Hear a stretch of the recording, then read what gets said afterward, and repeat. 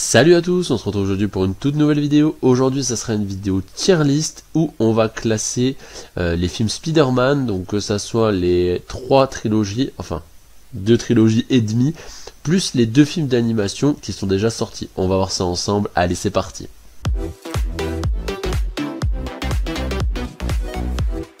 Alors dans ce classement, donc on a la trilogie de Sam Raimi, avec Tobey Maguire évidemment. Ensuite, vous avez les Amazing Spider-Man 1 et 2, la trilogie avec Tom Holland, et vous avez les 2 films d'animation dernièrement sortis. Alors, j'ai classé ça en 5 catégories. Le meilleur, je vais essayer d'élire le meilleur film. Excellent, bien, bof, pas ouf. J'ai pas mis de nul, parce qu'en soi, il n'y en a aucun qui est nul pour moi. Voilà. Donc, on va voir ça ensemble tout de suite. Et on va commencer tout de suite avec le Spider-Man 1 par Sam Raimi avec Tobey Maguire, premier film où il affronte le bouffon vert, début des années 2000, où la hype Marvel, on n'a pas grand chose, c'est un peu une sorte d'introduction dans tout ce qui est Spider-Man, etc. Et moi j'ai été le voir à l'époque au cinéma, c'était un banger sans nom, j'ai vraiment adoré, c'est un film qui est resté, avec William Dafoe bien sûr dans son rôle du bouffon vert qui est juste iconique pour moi. Donc il va aller directement dans excellent. Alors là pour l'instant j'ai pas encore bien réfléchi à qu'est-ce que je pourrais donner comme le meilleur. Il y en a quelques-uns qui en sortent, mais voilà, donc je vais peut-être pas mettre de meilleur tout de suite, on va voir ça peut-être à la fin.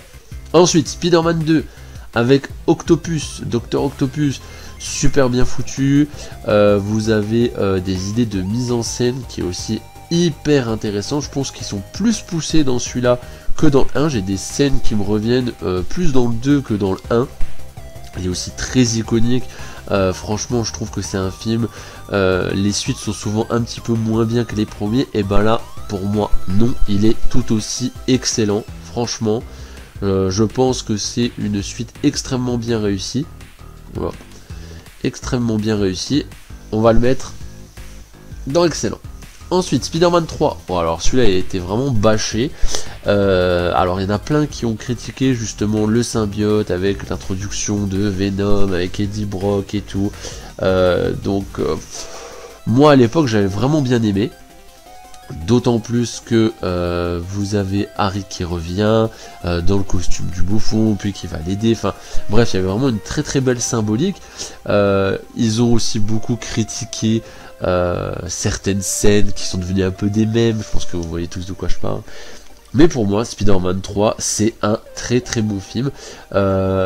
J'ai vraiment beaucoup de mal à dissocier la première trilogie, parce que je trouve que c'est 3 films qui sont équilibrés, qui ont tous des petits défauts, etc., qui ont un peu mal vieilli pour certains. Spider-Man 1 un petit peu plus mal vieilli que les autres, je trouve. Mais vous avez vraiment une continuité dans l'évolution du personnage et dans l'évolution de ses ennemis, etc. Donc moi j'ai vraiment beaucoup aimé, avec même l'homme sable, etc. Enfin vraiment j'ai vraiment apprécié. Donc moi Spider-Man 3 c'est excellent, pas de négociation. Ensuite les Amazing, alors Amazing 1, je vous dis honnêtement, pour moi ils m'ont pas énormément marqué. Je sais que pour certains ça a vraiment été des films incroyables, etc. Je trouve que déjà on n'a pas Mary Jane. Alors c'est vrai que c'est un truc con, mais on n'a pas Mary Jane. Moi déjà il y a un petit manque. Ensuite niveau casting, Andrew Garfield j'aime bien.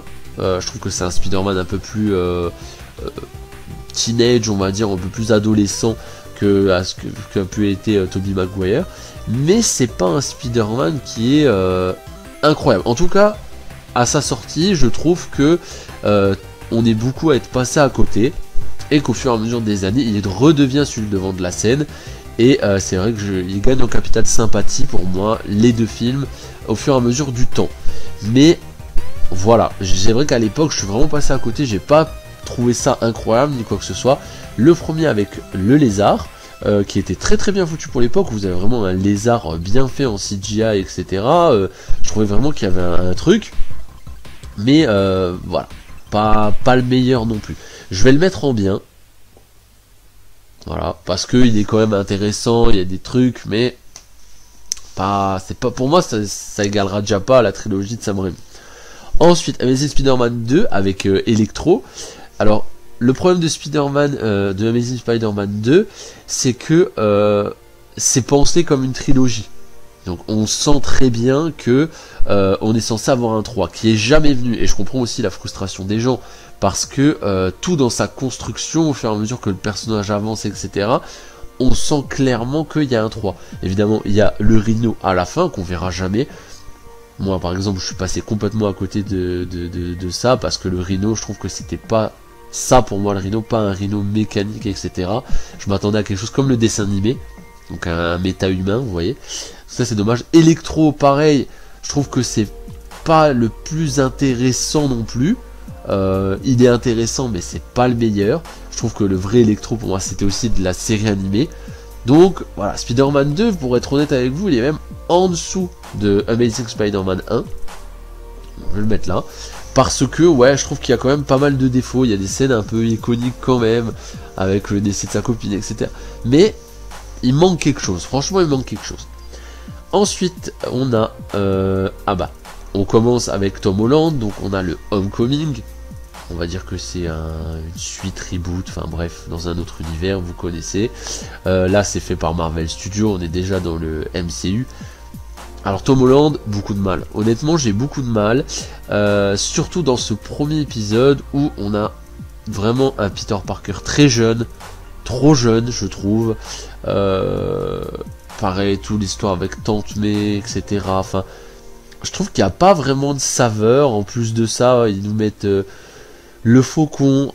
C'est pas un perso incroyable. Je trouve que c'est amené d'une façon pas terrible. Enfin, vous voyez, il y a quand même pas grand chose qui me tente dans ce Homecoming que j'ai revu d'ailleurs. Il y a, oh là, tu vas bien trop. Que j'ai revu d'ailleurs il n'y a pas si longtemps que ça. Il passe à la télé, il me semble. Et ouais, j'en garde un souvenir mi-figue mi-raisin. Franchement, Homecoming, c'est peut-être le moins bon. Déjà, de la trilogie de Tom Holland. Ça, déjà, il n'y a pas de discussion. Mais voir, voilà. C'est entre bof et pas ouf. Hein. Je vous dis honnêtement, il pourrait aller dans pas ouf. Hein. Ensuite, l'animation. Donc, on est avec le premier, le Spider-Man Into the Spider-Verse. Donc c'est un film que moi j'ai découvert après sa sortie, j'ai pas été le voir au cinéma ni quoi que ce soit. J'avais beaucoup de très bons échos dessus, je l'ai vu. Premier visionnage, j'ai vraiment bien aimé. Mais vous voyez, c'est le genre de film que moi j'apprécie, mais qui me donne pas spécialement envie d'y retourner. Alors, premier visionnage, j'ai apprécié, je trouvais que les musiques étaient bien, l'animation elle est folle, ça c'est un point qui est incroyable, l'animation était folle, la BO intéressante, vous aviez justement Miles Morales, etc.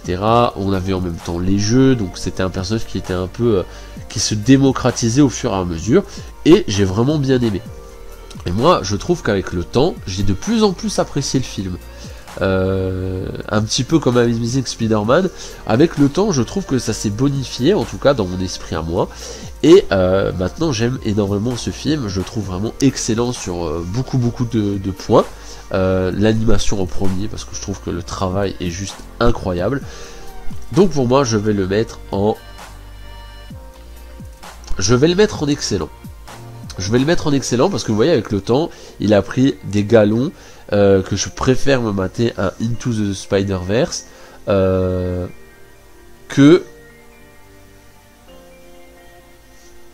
Amazing Spider-Man 1. Ouais, franchement, ouais. Donc je vais mettre excellent, par contre derrière la trilogie de Sam Raimi, ça. Voilà. Ensuite, le deuxième avec Tom Holland, Far From Home. Alors j'attendais beaucoup de celui-là parce que on avait l'introduction de Mysterio. Mysterio pour moi, alors je compare beaucoup à la série animée, mais à savoir que moi Spider-Man, j'ai vraiment grandi avec cette série animée, et au même titre que la Ligue des Justiciers, au même titre que la série Batman, etc. Ça c'est des bangers sans nom, et tout ce qui est comparaison par la suite, je la fais à ça parce que c'est pour moi les vrais super-héros, les vrais Spider-Man, les vrais Batman, voilà, je les compare à ça parce que pour moi, c'est ça ce que devrait être Batman, Spider-Man, etc. Donc c'est pour ça que j'en parle quand même assez souvent. Donc Mysterio, série animée, que j'adorais à l'époque, et je me suis dit tiens, je suis super intéressé de voir comment qu'il l'adapte, etc. Alors, il est adapté d'une manière plutôt correcte, c'est pas aussi bien foutu que ce que j'espérais, mais plutôt sympa. L'histoire du périple initiatique un peu de Peter Parker, où il va dans plusieurs villes avec son voyage scolaire, etc. Il change de costume, etc. Je trouve qu'il y a une progression qui est intéressante, jusque la fin du film, où vous avez cet affrontement avec Mysterio dans ce couloir, où il donne son identité. Et là, je trouve que c'est vraiment un cliffhanger très intéressant, vraiment un truc final qui te donne envie de voir la suite et qui te hype. En plus de voir Jonah Johnson qui est aussi dans le Daily Bugle, etc. pour essayer de t'étendre l'univers, et ça c'est super, je trouve que là ils le font très très bien, et ça t'ouvre vraiment au multivers. Donc pour moi, il est très très bon. Il est quand même pas excellent, mais c'est vraiment un très très bon film pour moi, donc je vais le mettre dans bien. Devant les Amazing, quand même. Je sais que ça va faire parler, là. Je sais que vous êtes beaucoup à aimer Amazing, etc. Mais moi, Far From Home, j'ai vraiment une attache avec. Franchement, je l'ai vu au ciné, j'avais vraiment apprécié. Je trouve que la fin, elle monte en pression, et c'est vraiment un bon souvenir. Alors, ensuite, Across the Spider-Verse. Bon, là, je vais me faire des ennemis, je vous le dis tout de suite. Across the Spider-Verse... je l'ai pas vu au cinéma, donc moi j'étais déjà dans le Into Spider-Verse et tout, je l'attendais, je me suis dit trop cool et tout, et puis les choses de la vie ont fait que j'ai pas eu l'occasion de le voir au cinéma, et je lis les critiques comme tout le monde, les gens sur internet, les reviews, des articles de presse, où la presse est dithyrambique, c'est des 10 sur 10, c'est des 11 sur 10, etc. Donc je me dis, oh, c'est un truc de fou, je suis en train de rater une dinguerie, etc. Donc au bout de quelques semaines et tout, je pense que le film n'est déjà plus au cinéma quand je le vois.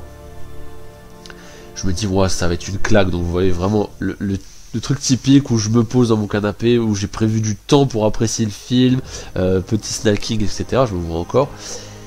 Et là, waouh, bah c'est un peu la douche froide pour moi. Pourquoi? Parce que la hype que les gens ont donnée au film, ils m'ont survendu un truc incroyable. Et le problème, c'est qu'ils me l'ont survendu. Moi je m'attends à un truc de dingue, et au final quand je le vois, il est bien, il est très bien, l'animation est encore meilleure, l'histoire est super intéressante, vous avez vraiment du multivers avec beaucoup de choses, mais je m'attends à mieux. Et c'est ça le problème des critiques de nos jours, parce que quand on nous vend un film, que ça soit dans le positif ou dans le négatif, on nous vend un film excellent, etc., vous le regardez, vous avez déjà une attente différente. Et c'est ça le problème, là j'en ai souffert sur ce film là, parce que je m'attendais à quelque chose d'exceptionnel, et j'ai eu un très bon film. Donc voilà, pour moi par exemple, typiquement ça c'est le genre de film que je noterais 7 sur 10, vous voyez. Alors que par exemple un Into the Spider-Verse serait plutôt dans du 8, si je devrais vraiment classer, voilà. Donc ouais, il a un peu... péché, en tout cas moi j'ai vraiment succombé à cette surhype, donc pour moi je veux le mettre en bien. Là je sais que ça va faire parler parce que pour beaucoup c'est peut-être le meilleur, mais allez, je vais pas abuser, je vais le mettre quand même de mon Far From Home, mais c'est du bien quoi, honnêtement c'est du bien. Donc voilà, déjà inverse de ce que je vous ai présenté pour le Amazing Spider-Man 1, c'est l'inverse. Je vais le voir au cinéma, il y a plein de leaks, etc. Je sais qu'il y a les 3 Spider-Man dedans, Tobey Maguire qui revient, mon cœur il est déjà touché, vous voyez, je suis déjà comme un ouf. Je vais le voir au cinéma, j'amène ma copine qui n'est pas spécialement fan du MCU de manière générale, mais qui adore la première trilogie de Spider-Man. C'est vraiment de notre époque, donc voilà, même les filles qui sont encore pas trop dans le délire super-héros, Spider-Man, Tobey Maguire, pour eux c'est le vrai Spider-Man. Bref, on va le voir. Crescendo, le film il monte, etc. Vous avez Strange et tout. Bon alors après, évidemment c'est du MCU, donc l'histoire c'est un peu what the fuck. Mais on l'accepte, vous voyez, on l'accepte. Moi je vais le voir au cinéma, je l'accepte l'histoire. Je me rends compte que c'est un peu cousu de fil blanc, mais ok. Le film monte, etc. Vous avez Octopus, vous avez le bouffon vert, etc. Vous avez la scène où vous avez tous les Spider-Man qui arrivent dans les portails. Et là vous vous dites, waouh, mais c'est quoi cette dinguerie? Incroyable. Le film monte, vous avez le combat final où vous avez les 3 Spider-Man sur cet échafaudage, qui, c'est vrai, est pas incroyable, mais moi qui m'a fait vibrer de ouf au ciné. Vraiment de ouf. Vous avez à la fin le Spider-Man de Sam Raimi qui se fait planter par le bouffon vert. Vous vous dites, c'est incroyable, il va pas mourir, etc., etc. C'est que des rebondissements. Je sors de là, les gars, je vous jure. Pour moi, c'est le film de l'année, c'est le film du siècle. C'est le film de la décennie. Je sors de là, je suis comme un dingue. Le temps passe, etc. Je préco le steelbook, machin. Je reçois le steelbook, donc on est déjà, je sais pas, peut-être 5 mois après, 4-5 mois après. Il me semble qu'il sort au mois de décembre. Et la sortie physique doit être au mois de mai, juin, un truc comme ça. Je le re-regarde. Oh putain, la douche froide. On met de côté le côté fanservice, etc. Il n'y a pas grand chose dans le film. Et là, à la premier visionnage, quand vous n'avez pas tout ce côté découverte, surprise, etc., c'est plus dur. C'est plus dur à le regarder.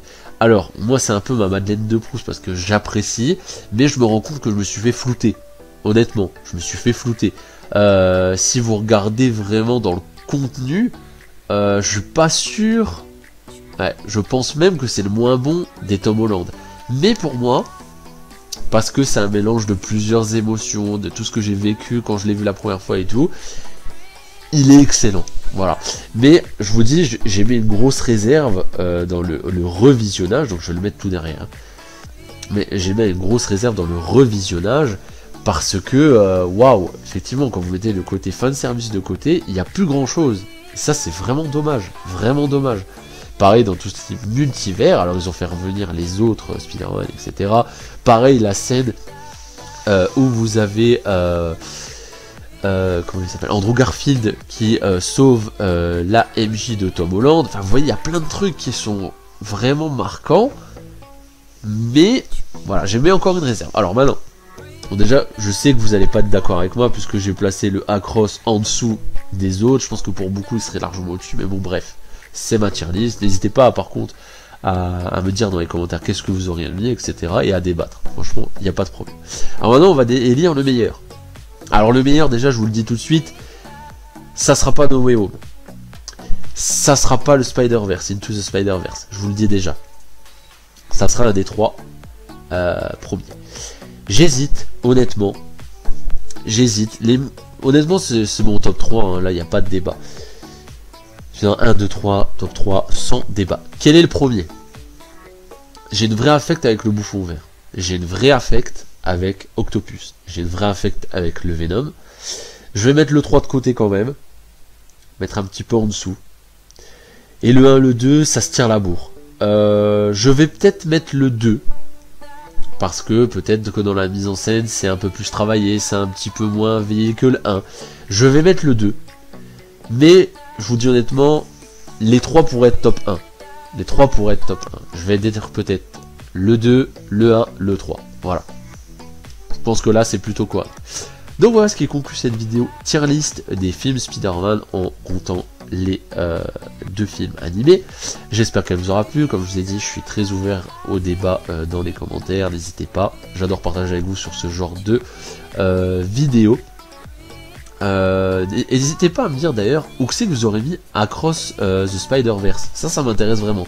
Même s'il serait pas numéro 1, vous l'auriez mis où dans votre classement? Ça m'intéresse. Je vous dis à la prochaine. Allez, salut.